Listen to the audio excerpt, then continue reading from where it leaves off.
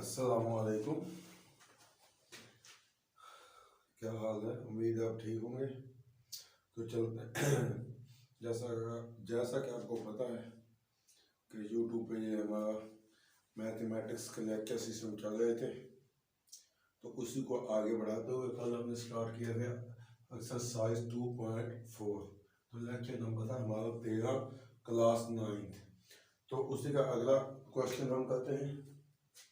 तो इसके लिए चैनल को देखिए, सब्सक्राइब कीजिए और दोस्तों के साथ शेयर भी कीजिए। और चैनल में वीडियो में किसी सवाल में कोई आपको मसला हो तो कमेंट बॉक्स में आप हमें बता दीजिए। तो आइए चलते हैं अपने अगले क्वेश्चन की तरफ। तो क्वेश्चन है 81 की पावर n ज़रब 3 की पावर 5 माइनस 3 की पावर 4n माइनस 1 ज़रब 2 4 3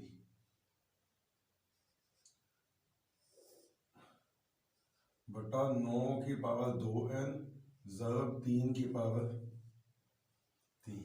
तो इसको हमने करना है मुख्तसर असास और कुव्वत माँ की मदद से। तो सबसे पहले हम 81 की तहज़ी करेंगे। तो 81 को जब हम 3 को 4 दफा लिखते हैं तो 81 आता है। तो 3 की पावर 4 ज़रब ये n हो रहा है, इसी तरह 3 की पावर 5। तो 3 की पावर 4n माइनस 1 ज़रब 243 की आप तहज़ी करते 81 या 243 यानी 3 की पावर 5। तो बटा 9 की हम तहज़ी करें तो 3 की पावर 2 बनती है। 2 को ऊपर ताकत से मल्टीप्लाई करें तो 2 दूनी 4n। तो ज़रब 3 की पावर 3। तो ये इसकी होगी फैक्टराइजेशन। अब चूंकि असास एक जैसे हैं, जहाँ पे एक जैसे असास आपस में मल्टीप्लाई होते हैं उनकी ताकतें जमा होती हैं। अब ये दोनों असास आपस में मल्टीप्लाई हो तो इनकी ताकतें जमा कर देंगे। 3 की पावर 4n जमा ये 5 आ गया। तो माइनस, तो 3 की पावर 4n माइनस 1 ज़रब होगा तो ये जमा 5 हो जाएगा, माइनस 1 जमा 5 बाकी 4 बच गया। तो इसी तरह नीचे भी इनको ज़रब करेंगे तो ताकतें जमा कर देंगे 4n और ये 3 जमा होगी। तो यहाँ तक इसका सोल्यूशन है ये आगे। तो आगे हम इन दोनों में से 3 की पावर 4n जमा 3 मुश्तरक निकाल देंगे, बिल्कुल शॉर्टकट मेथड है। तो इन दोनों से निकालेंगे 3 की पावर 4n जमा 3 कामन ले लिया हमने।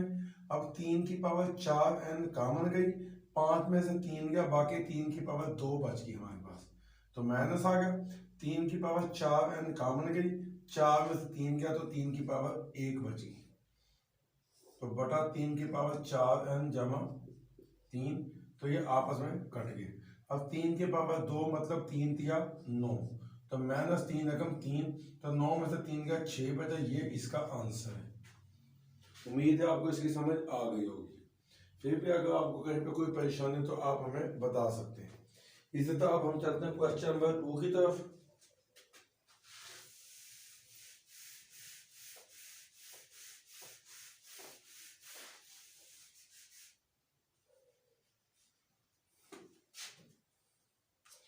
क्वेश्चन नंबर 2 है कि साबित करना है आपने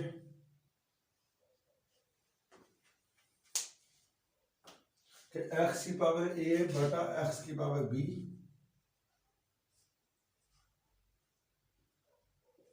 साई की पावर a जमा b। तो x की पावर b बटा x की पावर c, तो साई की पावर b जमा c। तो x की पावर c बटा x की पावर a, तो साई की पावर c जमा a, ये इक्वल है 1। तो अब हम इसको हल करेंगे। तो किसी भी असास का कुव्वतनुमा जब बटे के नीचे पॉजिटिव है, बटे के ऊपर जाएगा तो नेगेटिव हो जाएगा। अब ये भी होगा नेगेटिव इस ए के साथ में ये आ गया ज़रब x। अब ये b है तो ये b आ गया। ये c बटे के नीचे पॉजिटिव है तो बटे के ऊपर जाकर नेगेटिव हो जाएगा। और ये ऑलरेडी खड़ा b जमा c। इसी तरह इसको भी x की पावर c, तो a नीचे जमा ऊपर जाके माइनस हो जाएगा। तो ऊपर खड़ा c जमा ए। तो अब ए नफी बी इंटू ए जमा बी, इनको हम आपस में मल्टीप्लाई करें तो इसका फार्मूला बनेगा ए की दो माइनस बी की दो। तो बी नफी सी इंटू बी जमा सी, बी की दो नफी सी की दो। अब सी नफी है इंटू सी जमा है, तो सी की दो माइनस ए की दो। अब एक जैसे मुतगय्यरात जब आपस में ज़र्ब होते हैं उनकी ताकतें जमा हो जाती हैं, तो इनकी ताकतें हम जमा कर दें, एक्स की पावर ए की दो माइनस बी की दो, ये वाली जमा होगी, जमा बी की दो माइनस सी की दो। तो अब इसकी भी हम जमा कर देंगे, जमा सी की दो माइनस ए की दो।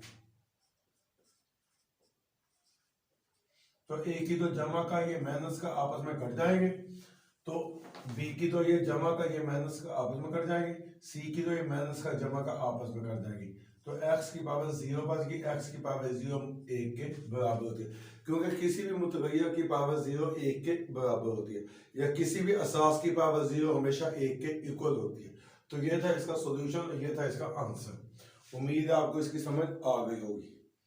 तो मजीद हम इसी तरह आगे भी सवाल हल करते हैं अगले चैनल पे। तो अगले लेक्चर तक दीजिए इजाज़त।